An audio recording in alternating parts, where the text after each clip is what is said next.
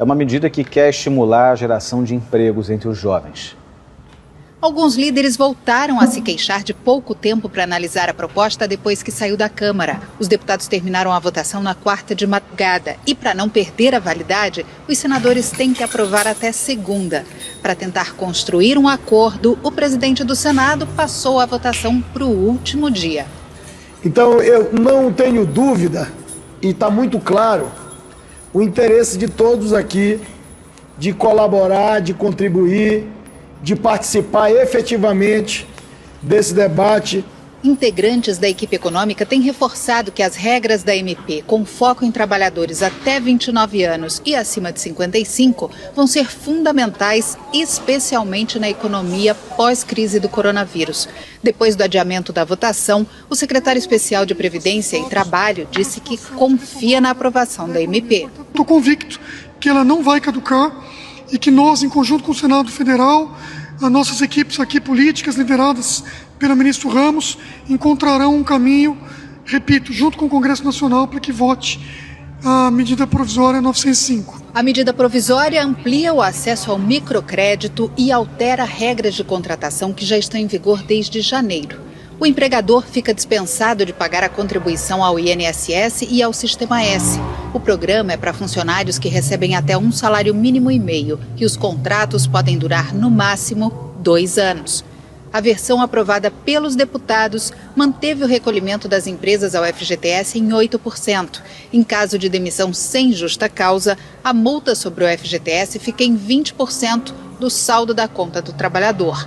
E manteve a contribuição das empresas ao salário educação.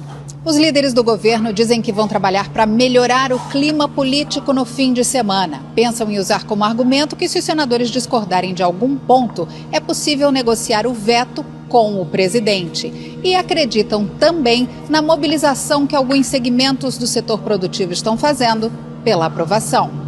Para o líder do governo no Senado, é arriscado agora perder medidas que podem ajudar a economia neste momento de crise. Não temos agora as mesmas condições de emprego que tínhamos antes da crise da Covid-19. É preciso um esforço conjunto para que a gente vote na segunda-feira esse importante passo, essa importante medida provisória.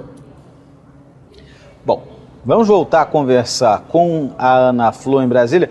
Ana, a gente viu na reportagem que o secretário de Previdência e Trabalho, Bruno Bianco, ele está demonstrando confiança na aprovação dessa medida provisória. Mas os líderes do governo ainda vão ter que continuar negociando apoio aí no fim de semana para a votação na segunda-feira.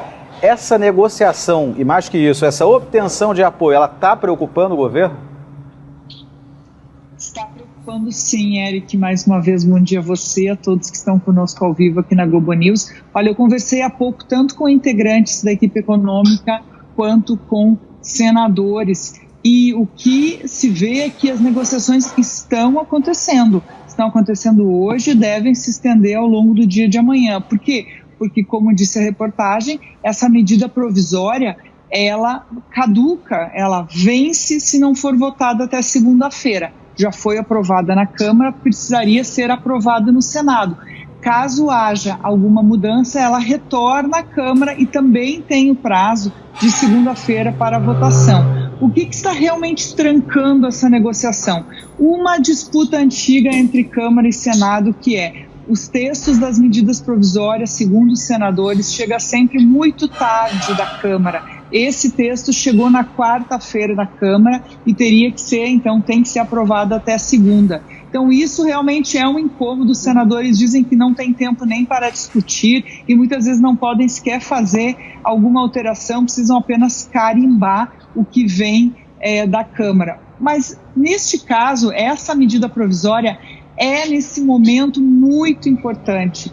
Os integrantes da equipe econômica e muitas pessoas do setor produtivo dizem que ela é talvez a medida mais importante que o Brasil terá no pós-crise para salvar empregos e gerar empregos. Ela foi pensada antes de toda essa pandemia nos assolar, chegar até aqui, mas ela será essencial para a retomada. Por quê? Porque ela atinge aqueles setores mais vulneráveis em termos de trabalho, na sociedade, que são jovens até 29 anos, e aí também incluídos pessoas acima de 55 anos. Então ela facilita as regras, torna mais barata a contratação desse público. E essa medida provisória, ela também tem pontos que vão além da empregabilidade, da criação de emprego. Por exemplo, elas facilitam a obtenção de microcrédito para microempreendedores. Por exemplo, ela libera aí 40 bilhões de reais para microcrédito, algo